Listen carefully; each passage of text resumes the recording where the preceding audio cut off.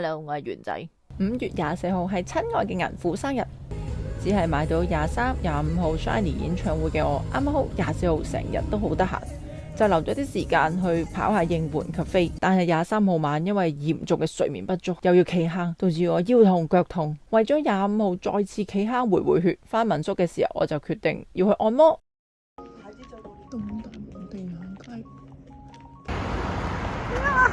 表妹介紹嗰間按摩鋪呢，地點都好方便，唔難揾嘅。換咗衫就有位阿豬媽過嚟幫我按摩。整體而言，我係俾7分啦，夠力，但係又唔係好中我。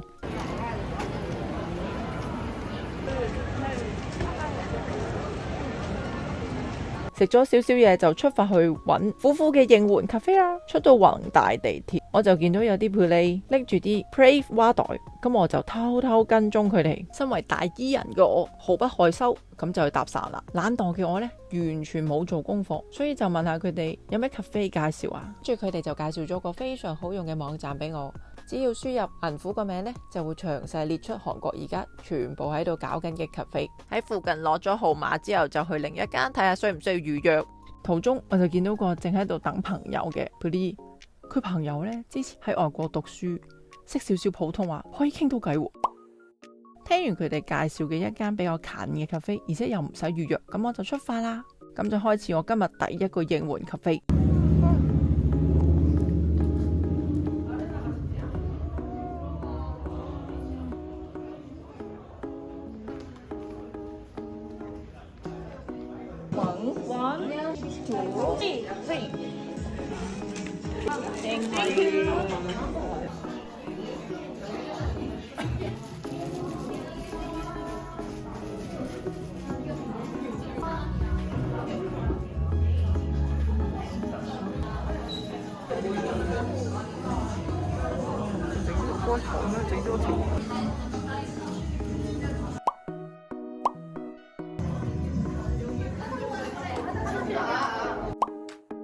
大姨人再次搭訕，小妹妹呢係中意 Pray， 跟住佢媽咪係陪佢哋跑應援啦。而我知道佢哋會去另一間應援 cafe 嘅時候，我又跟住佢走。哇，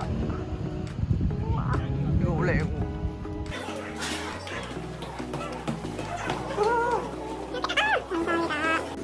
哇哦！因為號碼嘅進度呢可以上網睇，咁我就喺附近行下啦，順便買件衫，因為自己帶嘅衫太薄啦，要加衫。咁啱鋪裏邊呢有個內地帶貨直播主，一直喺度直播嗰度問下有冇荷包有沙單啊，但到我買完要走嘅時候，一個都冇落單。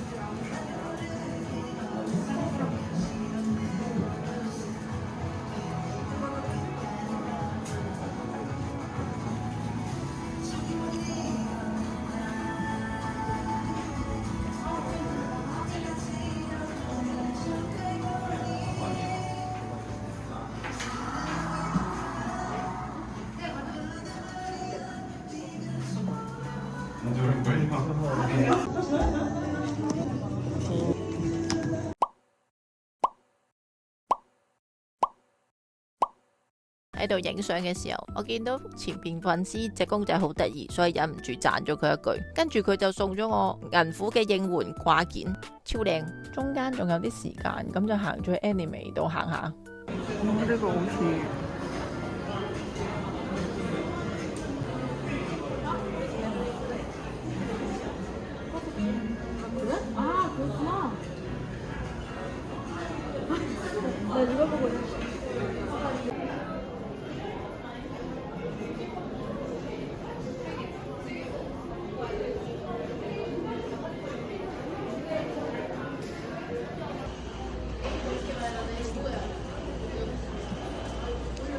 Oh my god！ 果然呢。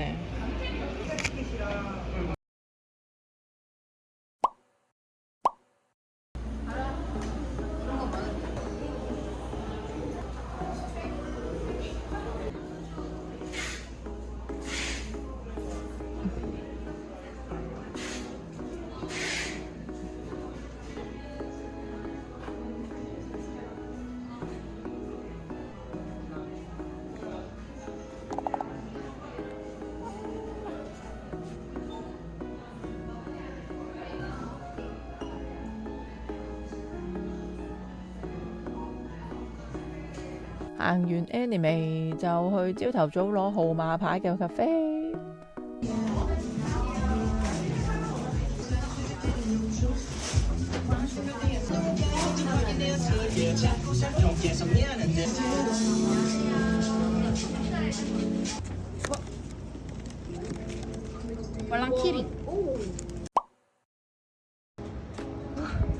最後一秒趕中啦！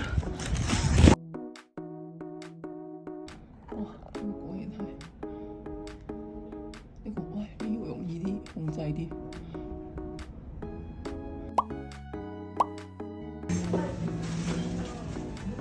行到差唔多時間會合今朝早識嘅韓妹妹，咁我就嚟到第4間咖啡啦。等咗落返嚟咯。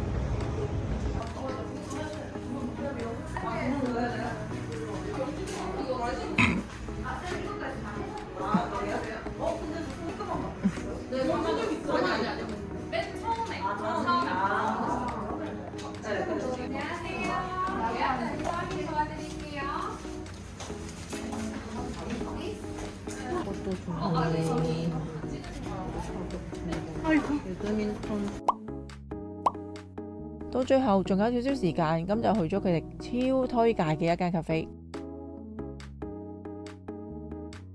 但我入去先發現，原來啱啱閂咗門，暫姐都啱啱喺度休息緊。而佢哋之外海外 play， 而且唔識網上登記，所以就俾咗個丑我話可以聽日再嚟啊！我而家狀況喺呢個讀 L 誤闖蘭桂坊嘅感覺，呢度就係宏大嘅生活嘅街頭啊 ！Where am I？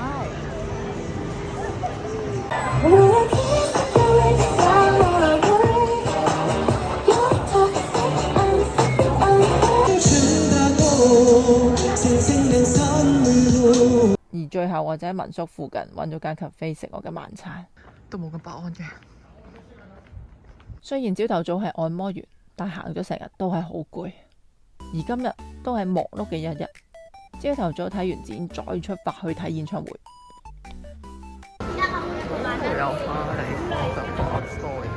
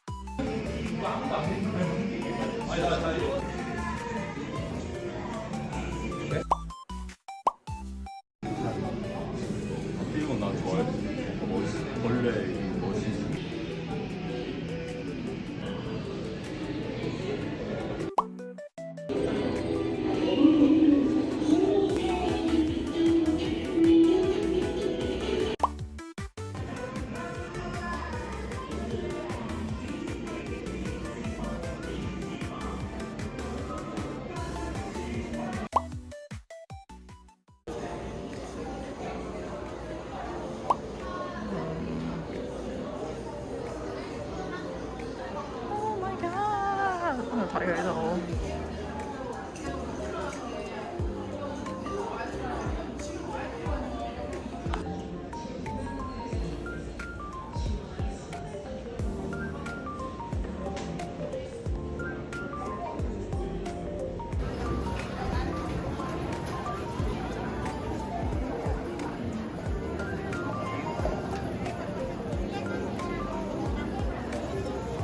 突然發現我都有啲趕，因為仲有個生日咖啡我仲未去。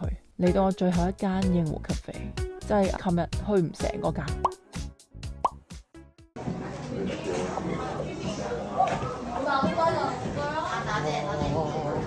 왜 귀여운 거야? 좀만 더 잘까? 빨리 둬.